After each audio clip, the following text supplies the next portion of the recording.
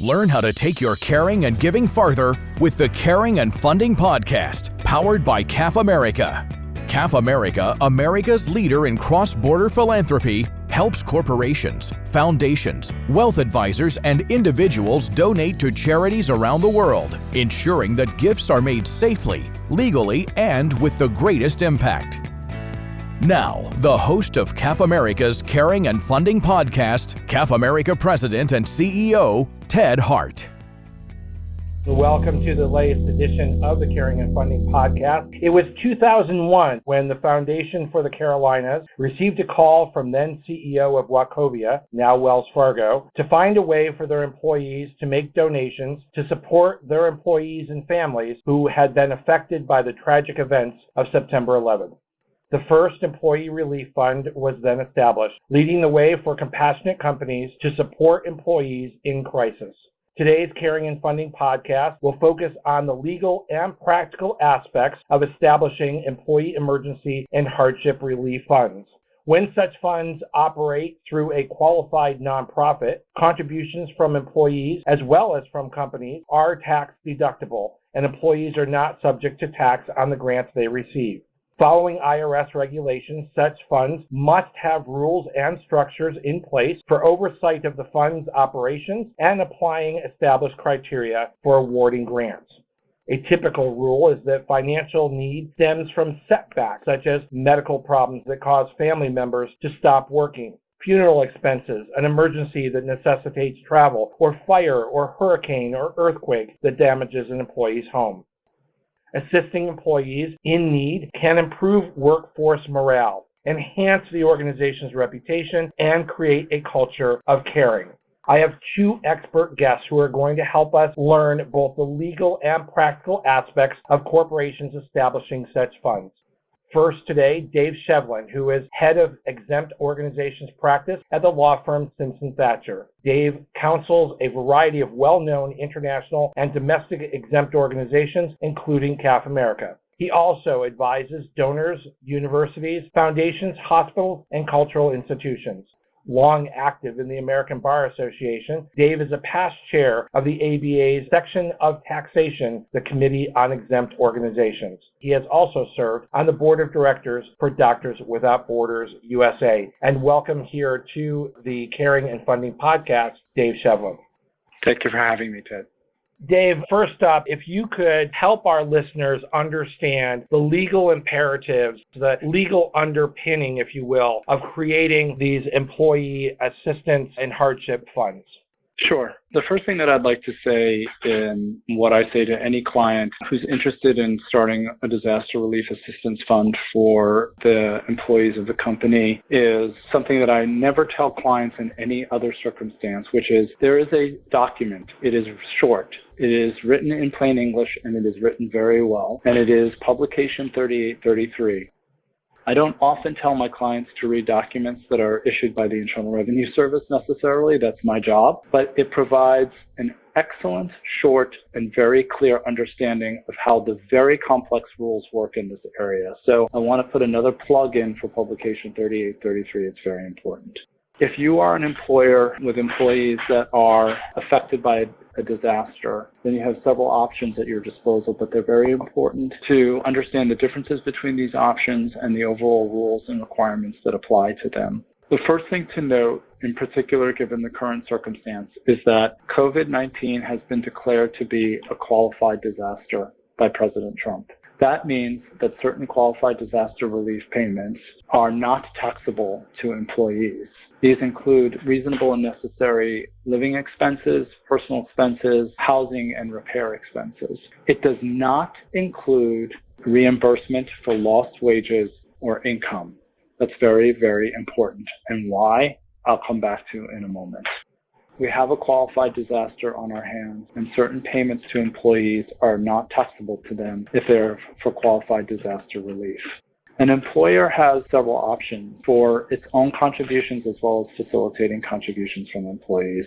An employer can form its own employee disaster relief fund that's not a charitable entity. But the problem with that is that the contributions to that entity by other employees and by the company are not necessarily tax deductible, certainly not by the employees. So employers often and smartly look for philanthropic options through which to do their disaster relief and to facilitate the contributions by other employees.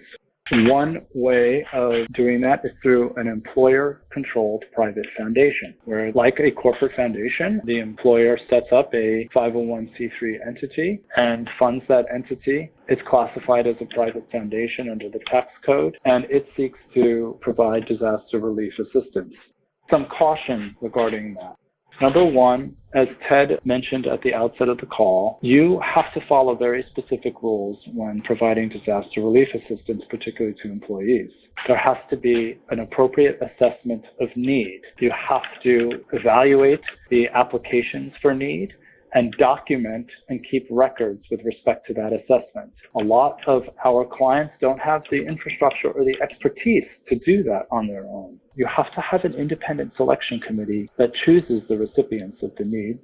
In addition, very important, a private foundation associated with an employer can only make payments to employees that qualify as qualified disaster relief payments. This is particularly important to understand in the current crisis. People are incurring certain incremental expenses as a result of the COVID crisis, but this is not a situation of a hurricane where your house got knocked down and you need money for temporary shelter. Much of the need here is based on lost wages as a result of the dramatic cessation of our economy. Those types of payments cannot be made by an employer-controlled private foundation. They're considered self-dealing.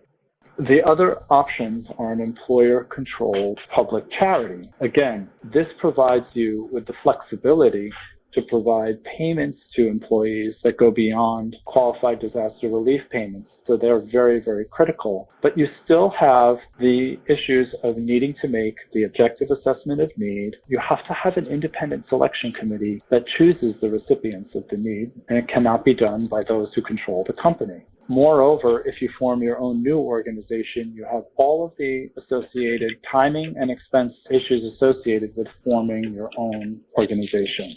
Where we have quite a number of clients right now that are looking to quickly and meaningfully help their employees. There are organizations such as E4E, with which my co-panelist is associated, that are public charities that work with companies to establish these types of funds, that have the staff and the infrastructure and the experience to make these assessments, to assist with the selection of recipients, and because they are public charities, to provide the type of hardship assistance that is most needed in this time and not be limited by the rules that apply to private foundations. But I do want to just ask you to sort of summarize of all the legal details that you just shared. From your experience, what is the biggest legal misconception that corporations have when they come to you and say, I want to do this for my employees, they want to be compassionate, they want to do the right thing? Where does the legal aspect get off the rails pretty quickly in those conversations? With the presumption that I need to start my own 501c3 in order to accomplish this, as opposed to the opportunity to see that there are existing organizations that are charitable in nature that can assist with this already in existence. What's the legal definition of preferring or recommending a public charity that has experience in this area? Is it the administrative burden, but also the very high risk of self-dealing in trying to manage that yourself as a corporation? Right. It's twofold. We've got very specific requirements regarding assessment of need and record keeping and independent selection, which are detailed and easy to footfault. And so there's the administrative burden and compliance issue there. And then very importantly, as I said, and I can't reiterate it enough because it's so relevant in the current situation, that employer-controlled private foundations are limited to providing qualified disaster relief payments. Public charities have a broader category of hardship assistance that they can help with, and that is particularly critical given the type of loss and help that employees and those affected by the disaster are experiencing with respect to COVID. Dave, as I said at the beginning, how this is established, how you create your fund legally makes all of the difference. Our guest, Holly Welch Stubbing, is Executive Vice President at the Foundation for the Carolinas, where she has led a team of professionals that grew assets from $180 million to $2.5 billion. She also serves as President and CEO of CAF America's partner E4E Relief, the Foundation's social enterprise subsidiary providing employee relief funds to large multinational corporations. Holly is also a German Marshall Fund Marshall Memorial Fellow and a recipient of the Charlotte Business Journal's Women in Business Award and 40 Under 40 recognition.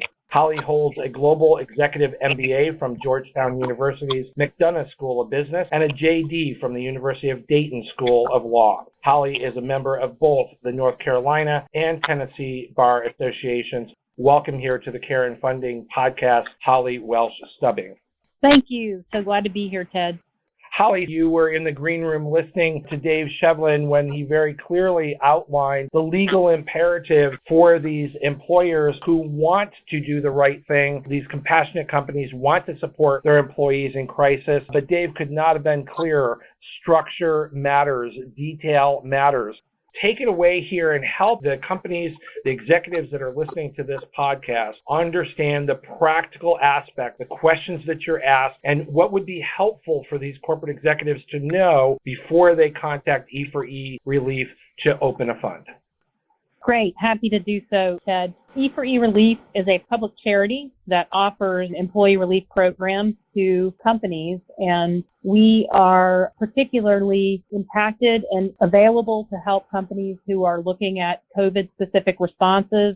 One of the main considerations that we talk to companies about is who they want to help in their employee base, what does that eligible employee look like, and how much relief they intend to provide to those employees, how many people are they trying to help, and we end up counseling them and walking them through a process as it relates to a way to divide that employee base in times like this. You need to establish the qualified group, right? What's a qualified group? How might that be organized? Well, I think normally without a COVID response, we would maybe be providing it to the entire employee base. But what's happening right now is that people are looking at trying to isolate by type of job, by geography, by those that have contracted the illness or those that are under particular types of isolation or quarantine. Maybe it's a particular part of the world that has been more hard hit than other parts of the world. While an employer-sponsored program like the Employee Relief Fund would normally be, in many instances, accessible to all full-time employees or all full-time and part-time employees with certain criteria established by the company in the setup of the relationship. And that's in part because people are trying to decide if they have the right funding stream. And what funding do they have? Where is it coming from? Are they planning to fundraise from their existing employees, from vendors, from partners, or do they have funding ready to go? But it's important to define that group ahead of time. You can't do that on the fly. When you're establishing the fund, it's established for a group. And then the second part of that you mentioned is what will the benefits be? What could they apply for? That also needs to be established for the fund up front, sort of open and fair to all of the qualified members of that qualifying group. That's correct. E4E will spend a lot of time providing counsel to the company to help walk them through a process to develop that criteria for who they want to support.